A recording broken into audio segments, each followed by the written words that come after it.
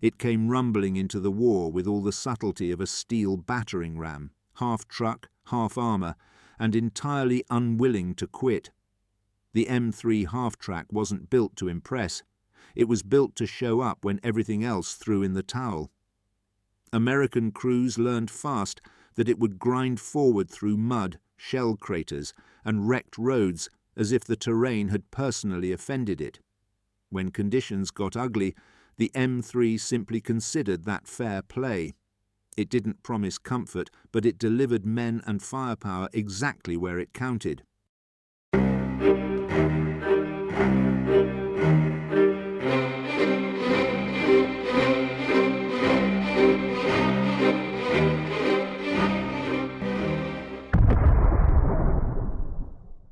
The United States entered the early 1940s with a problem that no amount of optimism could hide. Infantry needed mobility, armour needed support, and every battlefield demanded speed across terrain that hated wheels with a passion. Trucks bogged down, scout cars bounced helplessly across churned ground, and the promise of rapid movement kept getting swallowed by mud, ruts, and the brutal geometry of war. The doctrine of fast-moving, combined arms warfare was clear, but the tools to execute it were miles behind. What the army needed was a vehicle that could move like a truck, survive like light armour, and haul troops, guns or supplies without complaining about weather or ground conditions. The result had to be tough enough to follow tanks, yet light enough to avoid the fuel and maintenance burden of fully tracked armour.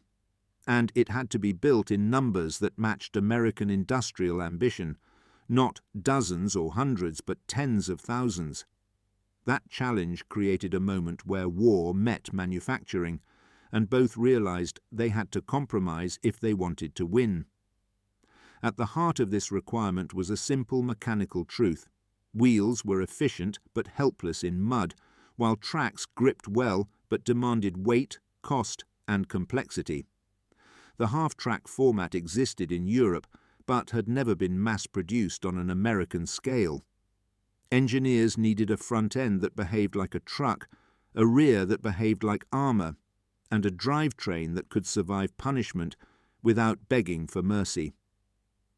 They turned to the White Motor Company's 160AX engine, a 386 cubic inch straight six that produced a steady 147 horsepower, not glamorous, but dependable and easy to maintain in field workshops. They paired it with a Cletrac track system at the rear, giving the vehicle the bite it needed on soft ground while keeping steering intuitive for drivers familiar with commercial trucks. The strategic stakes were enormous. If American infantry couldn't keep pace with armour, breakthroughs would stall, resupply would lag, and hard-won gains would turn into tactical dead ends.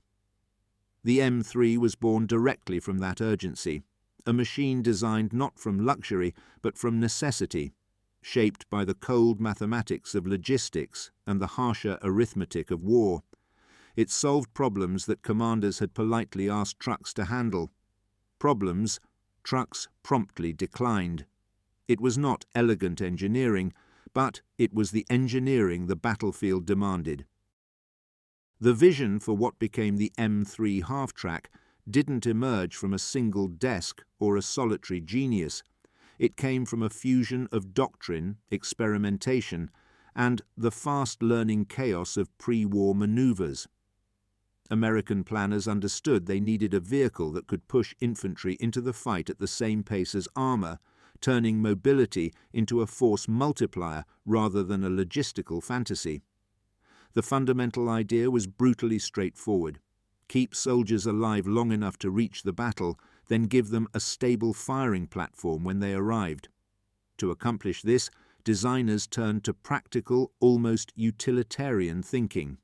They started with commercial truck components, the sort factories could produce in staggering volumes without reinventing American industry. These parts formed the M3's front end, allowing steering that felt familiar and maintenance that didn't require a specialist crawling out of a training manual. The rear, by contrast, followed the logic of tracked armour, full-length steel tracks providing bite, flotation and traction that wheels simply couldn't match on soft or broken terrain. The brilliance was in joining these two philosophies without creating a mechanical nightmare. A crucial part of this design was the armour layout.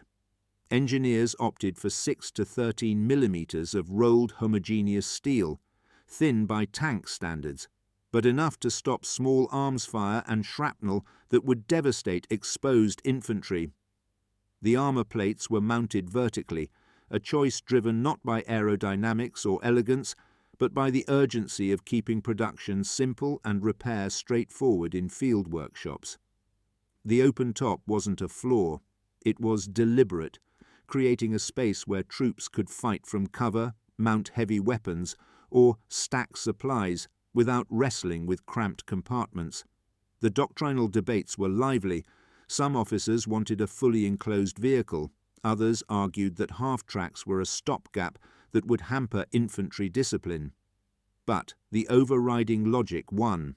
A vehicle that could be built quickly, repaired easily, and operated by minimally trained crews would always beat a perfect machine produced too late to matter.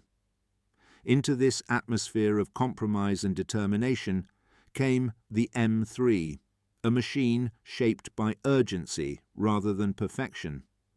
If there was a choice between a smooth idea and a rough solution, American planners cheerfully picked the rough one, because it could ship on Monday. This mindset shaped the M3 into the practical, almost stubborn creature it became. The M3 half-track rolled into existence through the brute force efficiency of American wartime production, where factories were expected to turn ideas into hardware before the ink dried on the paperwork. Assembly lines at White, Autocar and Diamond T became orchestras of presses, welders, riveters and steel plate, each movement timed to keep the flow uninterrupted. Workers shaped armour panels in huge stamping presses that boomed across the shop floor, turning raw plate into vehicle skins that traded elegance for speed of manufacture.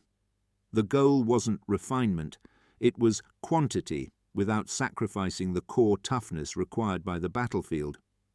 Much of the M3's construction relied on components American factories already understood. The front axle assemblies, steering linkages, transmissions and electrical systems came straight from commercial truck production, allowing suppliers to deliver parts in bulk without retooling entire plants. This kept the assembly lines running at a pace that astonished observers. During peak months, thousands of parts converged daily to create a constant flow of vehicles. At the rear, things grew more specialized. Track systems required precise casting and machining to ensure the bogie wheels and idlers aligned perfectly, preventing the destructive track shedding that would cripple a vehicle under combat load. Inside the hull, welders installed troop benches, ammunition racks, and mount points for machine guns, with the functional simplicity typical of wartime engineering. Nothing inside the M3 existed for show. Every bracket, clip and hinge served a purpose, whether securing gear during rough rides or allowing weapons crews to reposition quickly. The electrical wiring harnesses, while basic, were laid out with enough discipline to avoid shorts under vibration, a common issue in early test vehicles. Ventilation slots and armour louvers were cut with careful consistency, balancing the airflow needed to keep the radiator cool with the necessity of blocking incoming fire. Even the fuel tanks were positioned with survival in mind, tucked along the sides of the vehicle where armour and structure offered the best chance of containing damage.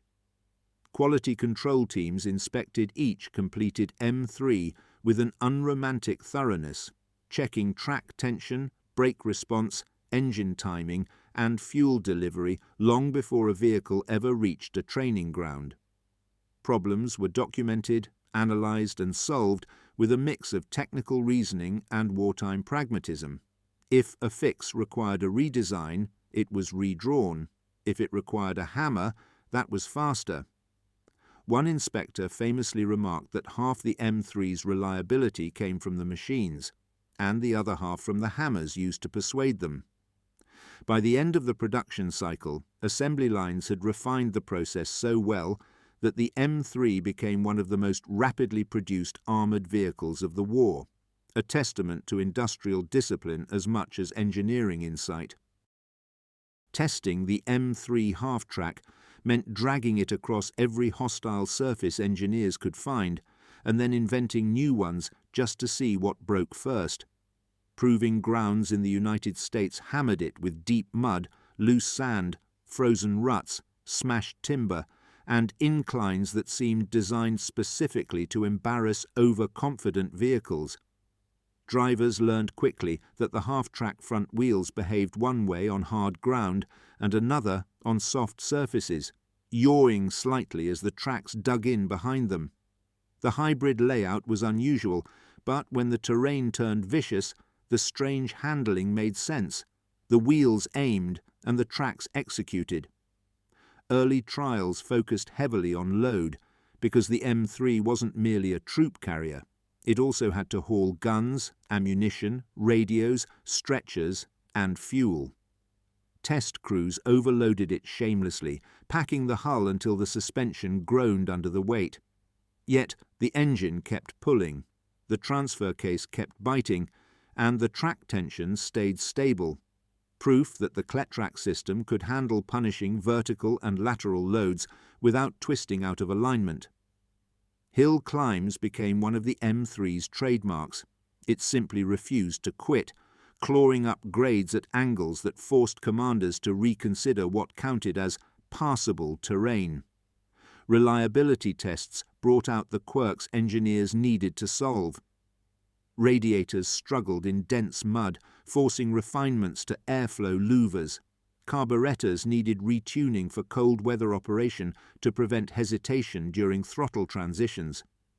Crews discovered that repeated hard braking on steep descents could fade the system faster than desired, prompting improvements in drum design and adjustment procedures. The open hull, controversial from the start, proved its worth in live fire rehearsals, giving machine gun crews a stable arc of fire and allowing rapid movement inside the vehicle without the claustrophobic restrictions of enclosed armour. In smoke and confusion, the half-track's layout made sense in ways that diagrams never quite conveyed.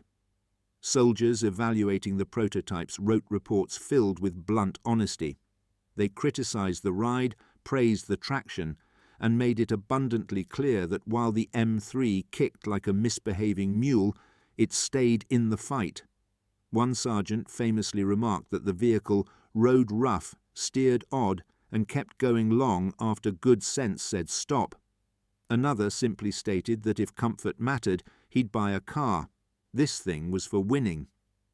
By the time the trials ended, the M3 had earned a reputation as a machine that behaved differently, felt different, and, most important of all, performed dependably when the battlefield stopped caring about theory. The M3 half-track earned its reputation not in theory or tests, but in the messy reality of battle, where plans unravelled and machines revealed their true character.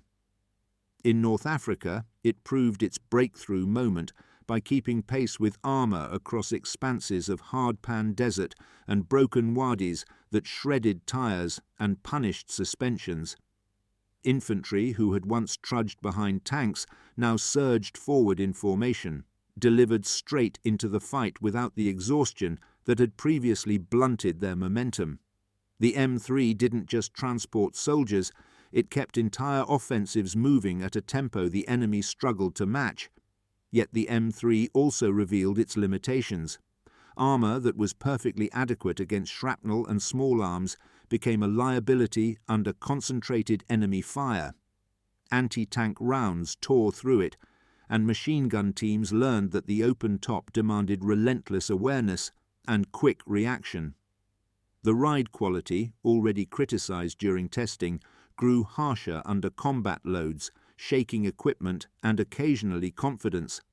But reliability remained the M3's ace. engines fired in cold dawns, tracks held tension through shell-torn ground, and the vehicle carried wounded, ammunition, or commanders long after more delicate machines faltered. Failures occurred, but they were predictable, repairable, and rarely catastrophic. One of the M3's major operational successes came from its adaptability. Field units configured them into command vehicles, mortar carriers, anti-aircraft platforms, and gun motor carriages. The 75mm GMC version, built on the same chassis, became a surprisingly effective mobile gun, giving armoured formations a powerful punch in engagements where static artillery lagged behind. Maintenance crews praised its accessible layout, the straightforward engine bay, the simplified track assemblies, and the ability to fix most issues with nothing more exotic than common spanners and determination. This repairability gave American units operational depth, ensuring that even heavily worked half-tracks returned to service quickly. By the time the fighting reached Europe, the M3 had become a familiar silhouette, roaring across fields, wedged into hedgerows, bouncing up forest tracks, and ferrying wounded from the front. Commanders recognized its strategic value, not because it was flawless, but because it was consistently available. In the chaotic rhythm of war, predictability was priceless. One officer reportedly said the M3 wasn't perfect, it was just always there, which in battle made it perfect enough. Its success lay in its dependability, its versatility, and its willingness to endure environments that crushed less forgiving machines. Those strengths reshaped Allied mobility and helped turn strategy into reality on battlefields across 2 continents. The M3 half-track shaped the battlefield in ways no designer originally predicted. Its true consequence wasn't just mobility, it was the creation of a new tactical rhythm that fused infantry and armour into a single moving organism. Before the M3, infantry often lagged minutes or even hours behind tanks, turning breakthroughs into stalled advances. Once half-tracks became standard, the United States gained the ability to conduct sustained, high-speed manoeuvre warfare across vast distances, forcing Axis commanders to react to tempo rather than formation. This shift changed not only tactics, but the psychology of battle itself. Economically, the M3 had a hidden impact on wartime production. Its reliance on commercial components meant factories could maintain output even when resources tightened, smoothing industrial peaks and valleys that might have crippled more complicated vehicles. That stability allowed American logistics officers to plan large-scale operations with confidence, knowing replacements and spares flowed steadily from stateside plants. The M3's simplified manufacturing also created an industrial template for future vehicles. Designers learned that modularity, parts commonality, and straightforward maintenance were not niceties, but strategic assets. This influenced not just the M3's successors, but the entire philosophy of American military engineering well into the Cold War. There was also a political dimension. As M3s arrived in massive numbers through Lend-Lease, they reshaped how Allied forces moved, fought, and coordinated. Soviet units used them to strengthen mechanized infantry groups, while Free French forces adopted them as their backbone, most famously La Neuve, whose M3s rolled into Paris during the Liberation. The vehicle became a symbol of American industrial reach and Allied cohesion, showing that mobility could be exported as effectively as ammunition or fuel. In occupied regions, resistance groups who captured or inherited M3s found themselves suddenly capable of mounting operations previously limited to trained armies. On the moral and human level, the open-top design, criticized for vulnerability, had a surprising consequence. It made the M3 feel accessible, less like a sealed metal box and more like a moving platform shared by its crew. soldiers described the sense of awareness, visibility, and connection to one another that came from riding in open air, even under fire. The M3's layout encouraged teamwork, quicker reactions, and rapid dismounts that saved lives. One veteran joked that the enemy could see him, but at least he could see them first, which felt like a fair trade. The half-track's influence stretched beyond engineering. It subtly changed how soldiers experienced combat, mobility, and the bond between vehicle and crew. When the guns finally quieted, the M3 half-track didn't fade away. It simply found new roles in a world still learning what mechanized warfare meant. Armies across Europe, the Middle East, and South America adopted surplus M3s, not because they were cheap, but because they still solved mobility problems other nations hadn't yet engineered their way around. In Brazil, France, Israel, and dozens more, the M3 became the backbone of post-war motorized infantry, proving that its blend of simplicity and rugged practicality remained relevant even as new conflicts erupted across changing landscapes. Engineers studying its performance drew lessons that influenced the next generation of armoured personnel carriers. They learned that visibility mattered. Crews in the M3 could scan the battlefield more effectively than those sealed inside cramped steel shells. They discovered that modularity saved lives and budgets because parts commonality let nations maintain fleets long after the US stopped producing spares. And they realized that ease of repair wasn't merely convenient, it was strategic, enabling smaller armies to field mechanized units without sophisticated industrial bases. These insights fed directly into post-war designs such as the M75 and M113, which embraced accessibility and mechanical straightforwardness over experimental complexity. The M3 also developed an unexpected legacy in asymmetric conflicts. Nations and irregular forces used captured or surplus vehicles as mobile strongpoints, adapting them to transport mortars, radios, troops, or anti-aircraft guns across tough ground where wheeled trucks failed.